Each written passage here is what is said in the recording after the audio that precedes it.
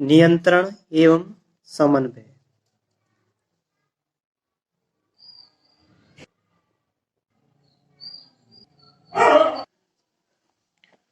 जंतुओं में नियंत्रण तथा समन्वय का कार्य तंत्रिका तथा पेशी ऊतक द्वारा किया जाता है। पर्यावरण से सभी सूचनाओं का पता कुछ तंत्रिका कोशिकाओं के विशिष्टीकृत सिरों द्वारा लगाया जाता है और ये ग्राही प्राय हमारे ज्ञानेंद्रियों में स्थित होते हैं, जैसे आंतरिक कर्ण, नाक, जीवा। रस संवेदी ग्राही स्वाद का पता लगाते हैं, जबकि घ्राण ग्राही गंध का पता लगाते हैं। सूचनाएं एक तंत्रिका कोशिका के द्रुमाकृतिक यानी कि डेंड्राइट से अर्जित की जाती है या द्रुमाक्ष द्वारा उपार्जित की जाती है और एक रासायनिक क्रिया द्वारा यह एक विद्युत आवेग पैदा करती है और यह आवेग द्रुमाक्ष से कोशिकाकार तक जाता है और तब तंत्रिकाक्ष यानी एक्सोन से होता हुआ इसके अंतिम सिरे तक पहुंच जाता है। एक्सोन के अंत में विद्युत आवेग कुछ रसायनों का विमोचन करता है और ये रसायन रिक्त स्थान यानी कि सिनेप्टिक दरार को पार करके और अगली तंत्रिका कोशिका की डेंड्राइट्स में इसी तरह का विद्युत आवेग प्रारंभ करते हैं और यह शरीर में तंत्रिका आवेग की मात्रा की सामान्य योजना है। ये तंत्रिका कोशिका की संरचना है। अंततः ऐसे आवेगों को तंत्रिका कोशिका से अन्य कोशिकाओं जैसे कि पेशी कोशिकाओं या ग्रंथियों तक ले जाता है। तंत्रिका कोशिकाओं या न्यूरॉन्स के एक संगठित जाल का बना होता है और यह सूचनाओं को विद्युत आवेग के द्वारा शरीर के एक भाग से दूसरे भाग तक संवहन में विशिष्टीकृत होता है। ये तंत्रिका कोशिका तथा पेशी के मध्य संधि है।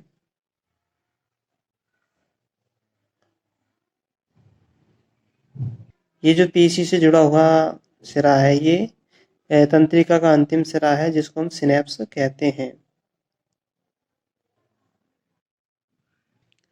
प्रतिवर्ती क्रियाएं पर्यावरण में किसी घटना की अनुक्रिया के फलस्वरूप अचानक हुई क्रिया को ही हम प्रतिवर्ती क्रिया कहते हैं। इसके एग्जाम्पल है प्रतिवर्ती क्रियाओं को एग्जाम्पल है बस से कूद जाना, आग की लौ से अपना हाथ पीछे खींचना, भूखे होने पर मुंह से पानी आना। ये प्रतिवर्ती क्रियाओं के उदाहरण हैं और प्रतिवर्ती क्रियाओं में कोई विचार नहीं किया जाते, बिना सोचे विचारे ही ये क्रियाएं होती हैं और इन क्रियाओं का नियंत्रण मेरुरज्जु द्वारा होता है। हमारे शरीर में सोचने वाले ऊतक न्यूरॉन्स के घने जाल से बने होते हैं और ये खोपड़ी के अग्रसिरे पर स्थित होते हैं तथा शरीर के सभी हिस्सों से संकेत प्राप्त करता है तथा उन पर अनुक्रिया से पहले विचार करते हैं। पूरे शरीर की तंत्रिकाएं मेरुरज्जु में मस्तिष्क को जाने वाले रास्ते में एक बंडल के रूप में मिलती है। यानी पूरी तंत्रिकाएं जो होती है शरीर की वो मेरुरज्जु में एक बंडल के रूप में मिलती हैं और प्रतिवर्ती चाप इसी मेरुरज्जु में बनते हैं। फिर भी आगत सूचनाएं मस्तिष्क को जाती है। अधिकतर जंतुओं में प्रतिवर्ती चाप इसलिए विकसित हुआ क्योंकि उनके मस्तिष्क के सोचने का प्रक्रम बहुत तेज नहीं है। वास्तव में अधिकांश जंतुओं में सोचने के लिए आवश्यक जटिल न्यूरॉन जाल या तो अल्प है या अनुपस्थित है। अतः यह स्पष्ट है कि वास्तविक विचार प्रक्रम की अनुपस्थिति में प्रतिवर्ती चाप का दक्ष कार्य प्रणाली के रूप में विकसित हुआ। हालांकि जटिल न्यूरॉन जाल के अस्तित्व में आने के बाद भी प्रतिवर्ती चाप तुरंत अनुक्रिया के लिए एक अधिक दक्ष प्रणाली के रूप में कार्य करता है। ये प्रतिवर्ती चाप का एग्जाम्पल है। ये गर्म गिलास है, इसको छूते ही हाथ में गिराई होती है, ऊष्मा या दर्द गिराई होते हैं, त्वचा में होते हैं और ये संवेदनाओं को ग्रहण करते हैं। संवेदी तंत्रिक कोशिकाओं से होते हुए ये मेरुरज्जु को जाते हैं और मेरुरज्जु से प्रतिसारण तंत्रिका कोशिकाएं फिर से प्रेरक तंत्रिका कोशिकाओं को आदेश देती हैं और भुजा में पेशी कोशिकाओं पर कार्य किया जाता है और हाथ को हम हटा लेते हैं और यहाँ से मस्तिष्क के लिए भी संकेत जाते हैं जो बाद में जाते हैं। यहाँ हम देखते हैं कि जैसे ही गिलास है, गर्म गिलास को हम छूते हैं, त्वचा में ऊष्मा या दर्द गिराई होते हैं और यहाँ से संकेत संवेदी तंत्रिका कोशिकाओं से होते हुए मेरुरज्जु को जाते हैं और मेरुरज्जु से ही ये संकेत मस्तिष्क को चले जाते हैं और मेरुरज्जु तुरंत ही प्रतिसारण तंत्रिक कोशिका से यह प्रेरक तंत्रिक कोशिकाओं को संकेत भेजते हैं और कार्य किया जाता है और भुजा की पेशियां पर कार्य होता है और हाथ को हम शीघ्रता से हटा लेते हैं। तो इस तरह से ये प्रतिवर्ती चाप संपन्न होता है। प्रतिवर्ती क्रिया का एक और उदाहरण है आंखों में तेज प्रकाश के जाने पर पुतलियों का सिकुड़ना। शरीर का मुख्य समन्वय केंद्र मस्तिष्क होता है और मस्तिष्क तथा मेरुरज्जु मिलकर के केंद्रीय तंत्रिका तंत्र का निर्माण करते हैं और ये शरीर के सभी भागों से सूचनाएं प्राप्त करते हैं तथा इसका समाकलन करते हैं। मस्तिष्क को भी पेशियों तक संदेश भेजने होते हैं। यह दूसरा मार्ग है कि जिसमें तंत्रिका तंत्र पेशियों में संचार भेजता है। केंद्रीय तंत्रिका तंत्र तथा शरीर के अन्य भागों में संचार को परिधीय तंत्रिका तंत्र सुगमता प्रदान करता है जो मस्तिष्क से निकलने वाली कपाल तंत्रिकाओं तथा मेरुरज्जु से निकलने वाली मेरु तंत्रिकाओं से बना होता है। मस्तिष्क के 3 भाग होते हैं, अग्र मस्तिष्क, मध्य मस्तिष्क और पश्चिम मस्तिष्क। तो यहाँ देखते हैं मस्तिष्क के भाग। तो ये जो पूरा भाग है यहाँ तक कुंडलित भाग, ये पूरा क्या है, अग्र मस्तिष्क का प्रमस्तिष्क भाग है और जो मध्य का एक खाली भाग दे रखा सफेद कलर का मध्य मस्तिष्क है और पश्चिम मस्तिष्क के 3 भाग है। ये भाग है पॉन्स और ये पॉन्स से नीचे तक का मेडुला है और ये फूल से कलर का है, ये अनुमस्तिष्क है और पॉन्स का जो निचला भाग है वो मेरुरज्जु से जुड़ा होता है।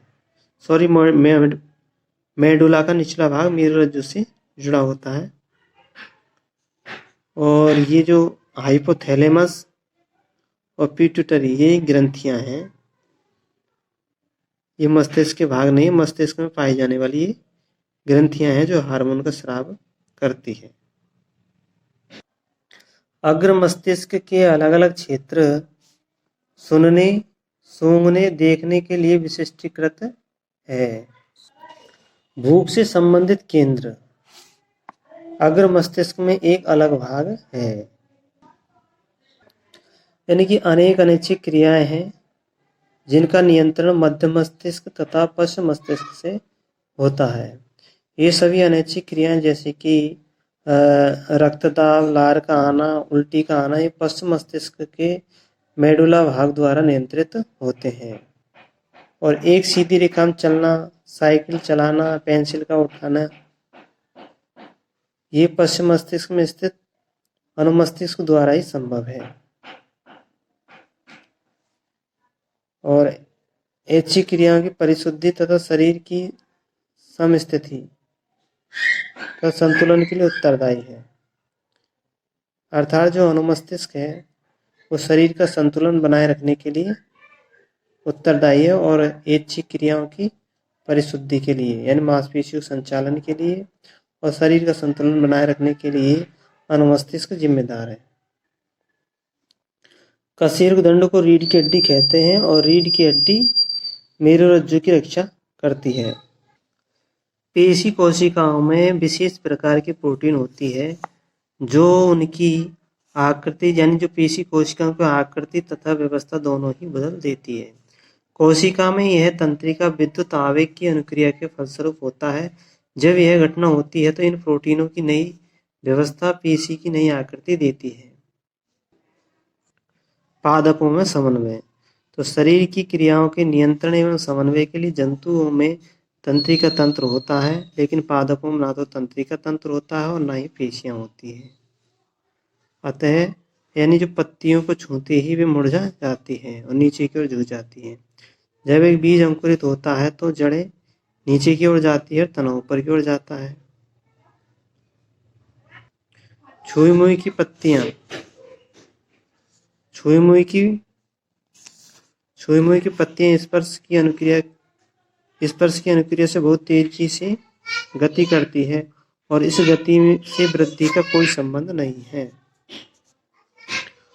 नवोद्भिद की दिशिक गति वृद्धि के कारण होती है। जो नवोद्भिद पादप होता है उसकी गति दिशिक होती है और यह वृद्धि के कारण होती है। इन दिशिक गतियां वृद्धि के कारण होती है। यदि इसकी वृद्धि को किसी प्रकार रोक दिया जाए तब यह कोई गति प्रदर्शित नहीं करेगा। पादप दो विभिन्न प्रकार की गतियां दर्शाता है, एक वृद्धि पर आश्रित होती है और दूसरी वृद्धि से मुक्त होती है। ये छुई मुई का पौधा है, इसकी पत्ती को छूते ही ये मुरझा जाएगी। छुई मुई का पादप इन सूचनाओं को एक कोशिका से दूसरी कोशिका तक संचरित करने के लिए विद्युत रसायन साधन का ही उपयोग करता है। लेकिन जंतुओं के समान पादपों में सूचनाओं के चालन के लिए कोई विशेष ऊतक नहीं होते और पादप कोशिकाओं में जंतु कोशिकाओं की तरह कोई विशेष प्रोटीन भी नहीं होती, किंतु वे जल की मात्रा में परिवर्तन करके अपनी आकृति बदल लेते हैं। परिणाम स्वरूप फूलने या सिकुड़ने कोशिकाओं के फूलने या सिकुड़ने से उनके आकार बदल जाते हैं। अब वृद्धि के कारण पौधों में होने वाली गतियां। प्रतान स्पर्श के लिए संवेदनशील होते हैं।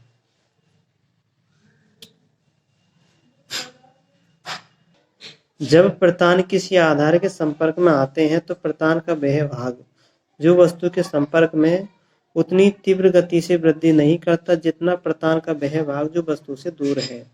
इस कारण प्रतान वस्तु को चारों ओर से जकड़ लेते हैं और पादप धीरे से एक निश्चित दिशा में गति करके उद्दीपन के प्रति अनुक्रिया करते हैं। यह वृद्धि दिशिक होती है। इससे लगता है कि पादप गति कर रहा है। अब ये वृद्धि गति का उदाहरण ही है। एक पौधा है, सेम का पौधा। अब इसको सूर्य के प्रकाश में रखते हैं तो इसकी जो अग्रभाग है वो सूर्य के प्रकाश की ओर मुड़ जाता है और जो जड़ भाग होता है वो गुरुत्वाकर्षण की ओर यानी कि जमीन की ओर वृद्धि करता है। और जब इसको गमले को टेढ़ा कर देते हैं तो जो पूर्व भाग है वो ऊपर की ओर मुड़ जाता है और यानी कि ऋणात्मक गुरुत्वानुवर्ती होता है पूर्व भाग और धनात्मक गुरुत्वानुवर्ती होता है जड़ भाग। रसायन अनुवर्तन का एक उदाहरण पराग नलिका का बीजांड की ओर वृद्धि करना। अगला है छुई मुई में स्पर्श की अनुक्रिया की गति बहुत तीव्र होती है। दूसरी ओर रात और दिन की अनुक्रिया में पुष्पों की गति बहुत मंद होती है। पादप की वृद्धि संबंधित गतियां भी मंद होती हैं। पादप की वृद्धि संबंधित गतियां भी मंद होती है।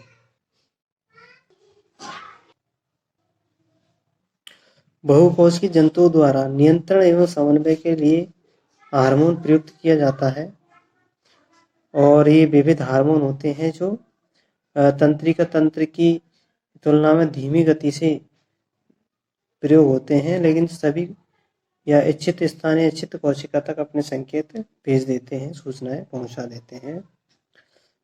विविध पादप हार्मोन है वृद्धि, विकास तथा पर्यावरण के प्रति अनुक्रिया के समन्वय में सहायता करते हैं।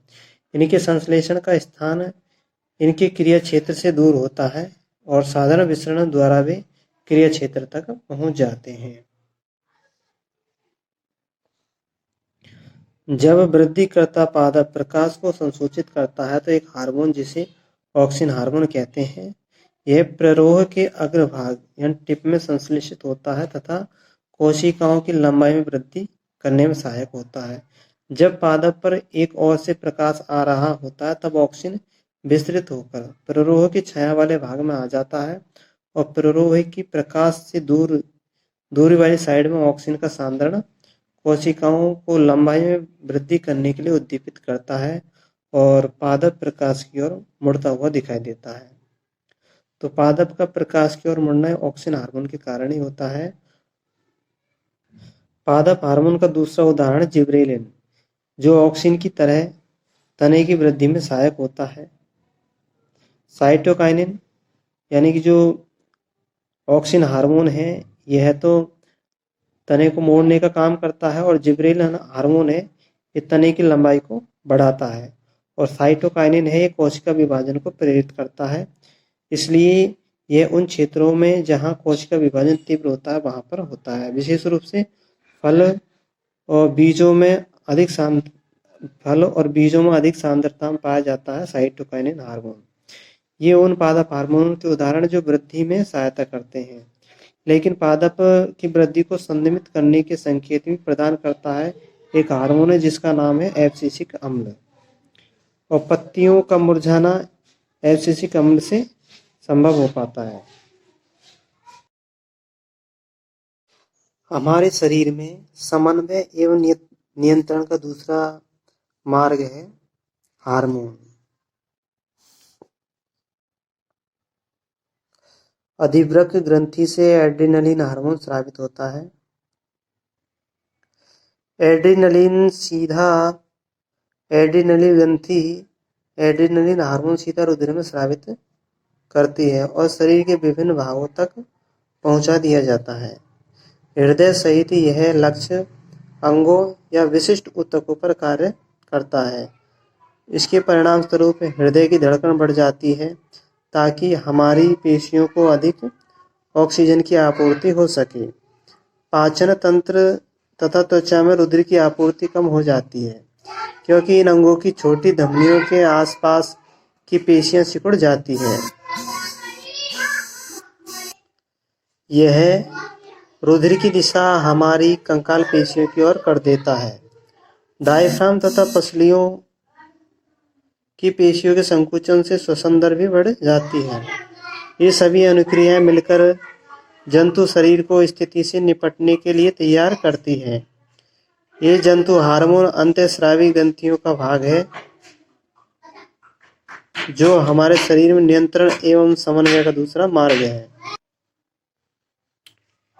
ये अंतःस्रावी ग्रंथियां हैं, मनुष्य की अंतःस्रावी ग्रंथियां और मादा की अंतःस्रावी ग्रंथियां हैं।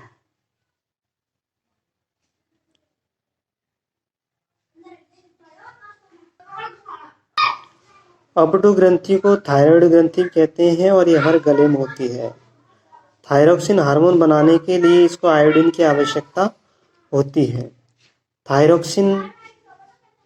थायरोक्सिन हार्मोन कार्बोहाइड्रेट, प्रोटीन तथा वसा के उपापचय को नियंत्रित करता है ताकि वृद्धि के लिए उत्कृष्ट संतुलन उपलब्ध कराया जा सके।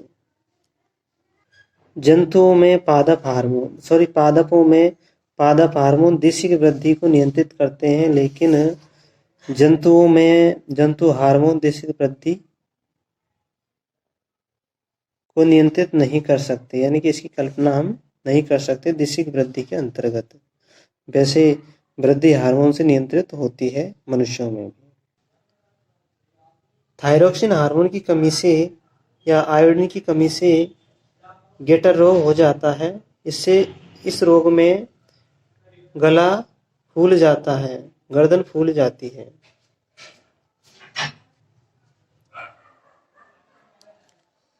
कुछ व्यक्ति अधिक लंबे होते हैं और कुछ व्यक्ति बौने होते हैं। यह पीयूष ग्रंथि द्वारा स्रावित हार्मोन वृद्धि हार्मोन के नियंत्रण से होता है। अतः वृद्धि हार्मोन शरीर की वृद्धि और विकास को नियंत्रित करता है। 10-12 वर्ष की आयु में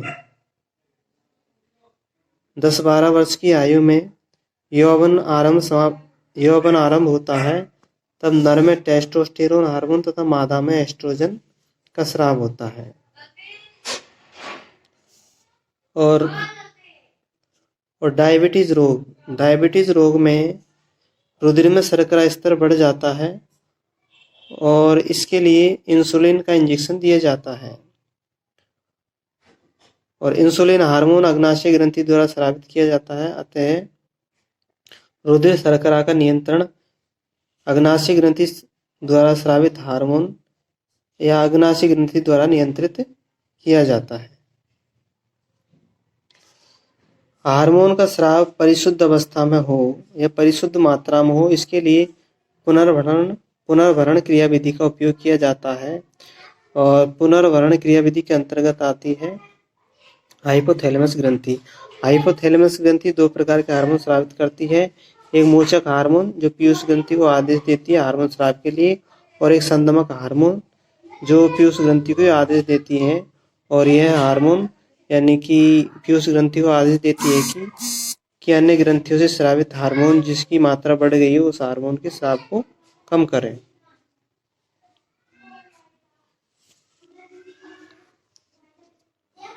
यहाँ सारणी दी हुई है।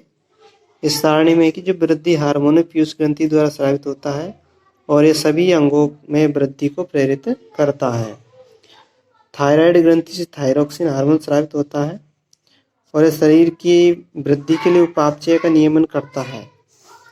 इंसुलिन हार्मोन ये अग्नाशय ग्रंथि द्वारा स्रावित होता है और यह रुधिर में शर्करा स्तर का नियमन करता है। टेस्टोस्टेरोन ये वृषण ग्रंथि द्वारा स्रावित होता है और ये नर में प्रारंभिक लक्षण दाढ़ी मूंछों का आना और द्वितीयक लैंगिक लक्षणों का नियंत्रण, प्रोस्टेट ग्रंथि का विकास, टेस्टिस का विकास, आवाज का भारी होना, ऐसा कार्य करता है टेस्टोस्टेरोन हार्मोन। और अंडाशय से एस्ट्रोजन हार्मोन स्रावित होता है और यह मादा लैंगिक अंगों का विकास व मासिक चक्र का नियमन करता है। एड्रिनल ग्रंथि से एड्रिनलिन हार्मोन स्रावित होता है। इसको अधिवक्र ग्रंथि भी कहते हैं एड्रिनलिन ग्रंथि को, और यह संकटकालीन परिस्थितियों में का सामना करने के लिए समायोजित करता है। मोचक हार्मोन यह हाइपोथैलेमस द्वारा स्रावित होता है। पिट्यूटरी ग्रंथि से हार्मोन के स्राव को प्रेरित करता है। यह मोस्ट बिंदु है। हमारे शरीर में नियंत्रण एवं समन्वय का कार्य तंत्रिका तंत्र तथा हार्मोन करता है। तंत्रिका तंत्र की अनुक्रिया को प्रतिवर्ती क्रिया, ऐच्छिक क्रिया या अनैच्छिक क्रिया में वर्गीकृत कर सकते हैं। संदेश संचारित करने के लिए तंत्रिका तंत्र विद्युत आवेगों का उपयोग करता है। तंत्रिका तंत्र हमारे ज्ञानेंद्रियों द्वारा सूचनाएं प्राप्त करता है तथा हमारी पेशियों द्वारा क्रिया करता है। रासायनिक समन्वय पादप और जंतु दोनों में देखने को मिलता है। हार्मोन जीव के एक भाग में उत्पन्न होते हैं तथा दूसरे भाग में इच्छित प्रभाव पाने के लिए गति करते हैं। हार्मोन की क्रिया को पुनर्भरण क्रियाविधि नियंत्रित करती है। इसी के साथ अध्याय 7 पूर्ण होता है।